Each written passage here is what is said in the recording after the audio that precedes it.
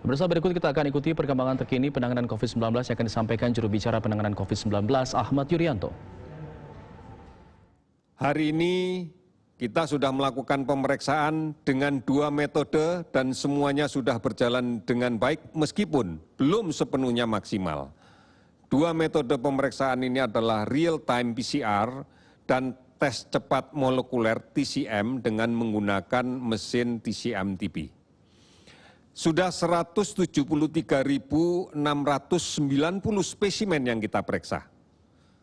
Di antaranya pemeriksaan menggunakan TCM sudah 719 spesimen. Dan kami sudah membagikan cartridge untuk pemeriksaan TCM ini dari kemarin, dari 2 hari yang lalu, ke 30 provinsi, ke 64 RSUD. Dan kita pilih adalah daerah-daerah yang memang memiliki gap, memiliki jarak yang cukup jauh dari fasilitas yang mampu memeriksakan real-time PCR. Di antaranya kami berikan ke Kabupaten Yapen, ke Nabire, ke Timika, ke Mimika, ke Merauke, ke Nias, dan seterusnya.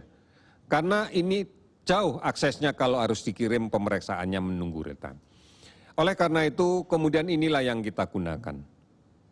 Kalau kemudian dari hasil yang kita dapatkan pada hari ini, maka yang positif konfirmasi COVID-19 baik yang kita meriksa menggunakan real-time PCR maupun tes cepat molekuler, kita dapatkan 568 orang. Sehingga totalnya menjadi 16.006 orang. Kalau kita perhatikan betul sebaran kenaikan angka ini atau yang kemarin, kita akan melihat bahwa daerah-daerah yang memang memiliki gap pemeriksaan cukup jauh, cukup panjang, akan meningkat dengan cepat. Sebagai contoh pada data kemarin untuk Provinsi Sulawesi Tenggara mendapatkan kenaikan 91 orang ini karena spesimen yang semula rencananya akan dikirim ke Makassar bisa diperiksa di tempat itu. Akumulasi ini karena memang pada waktu itu adalah keterbatasan penerbangan. Sekarang mampu diperiksa sendiri. Sehingga pada hari ini tidak ada penambahan karena seluruhnya sudah diperiksa kemarin. Kemudian kasus sembuh meningkat 231 orang menjadi 3.518 orang. Kasus meninggal bertambah 15 orang sehingga menjadi 1.043 orang. Sekarang ini sudah 382 kabupaten kota yang terdampak COVID-19 di 34 provinsi. Saudara-saudara, inilah yang kemudian kita gunakan untuk melakukan pemantauan keseluruhan terkait dengan sebaran COVID ini. Akumulasi data orang dalam pemantauan sebanyak 258.639 orang. Kalau kita melihat detail dari laporan provinsi, angka ini sebenarnya sebagian besar sudah selesai dipantau. Sudah tidak dalam status ODP, tapi ini adalah angka akumulatif sejak awal. Kemudian PDP sebanyak 33.672 orang.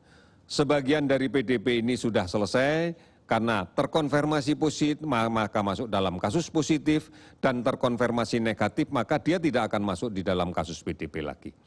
Oleh karena itu mari bersama-sama kita komitmen kuat untuk menjaga diri, melindungi diri sebagai bagian menyeluruh dari apa yang kita tekadkan dari awal untuk melindungi keluarga kita, melindungi lingkungan kita.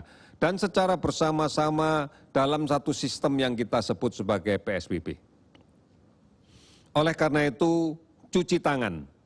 Pakai sabun, air mengalir minimal 20 detik, ini menjadi pilihan yang terbaik. Karena kita memiliki peluang untuk menularkan penyakit ini manakala sebelum mencuci tangan, kita menyentuh wajah, menyentuh mulut, mata, hidung. Apabila belum mencuci tangan, maka peluang besar untuk kemudian kita bisa tertular melalui droplet orang lain yang tersebar di benda sekitar kita. Saudara-saudara, yang kedua adalah gunakanlah masker. Ini kita berharap menjadi pola hidup baru kita nantinya, yaitu menggunakan masker bila keluar dari rumah. Menggunakan masker bila berada pada lingkungan yang padat yang kita tidak tahu pasti di sana ada yang sakit atau tidak. Karena masker ini melindungi dua hal, percikan langsung dari droplet pada saat ada orang lain yang batuk atau yang bersin. Ini menjadi penting. Dan di samping itu juga menjadi etika kita manakala kita yang sakit, pada saat kita batuk, pada saat kita bersin, maka kita akan terlindung dengan menggunakan masker dan tidak mencemari ke tempat sekitar kita. Ini menjadi penting. Kemudian membudayakan untuk bisa menjaga jarak fisik pada saat melakukan kontak sosial. Ini menjadi penting agar kita tidak berkumpul berdekatan. Kalau ini kemudian bisa kita bangun bersama-sama, maka di dalam masa depan kita atau beberapa hari ke depan, kita tidak akan lagi mendapatkan kerumunan. Kita tidak akan lagi mendapatkan berdesak-desakan pada transportasi massal. Karena kita tidak ingin melakukan itu. Sehingga kita bisa mengatur ini dengan baik. Oleh karena itu, saudara-saudara sekalian, menjadi bijak manakala dalam situasi seperti sekarang, kita lebih baik di rumah. Kita tidak keluar kecuali untuk hal yang sangat terpaksa, dan kalaupun itu harus kita lakukan, maka kita pilih dari keluarga kita yang memiliki daya tahan tubuh yang paling baik. Secepatnya keluar dan secepatnya dia kembali. Oleh karena itu akan bijak. Ya, itu tadi penjelasan atau keterangan untuk perkembangan hari ini dalam rangka penanganan COVID-19 di Indonesia. Terjadi penambahan 568 kasus konfirmasi positif dengan total menjadi 16.006 orang yang terkonfirmasi positif.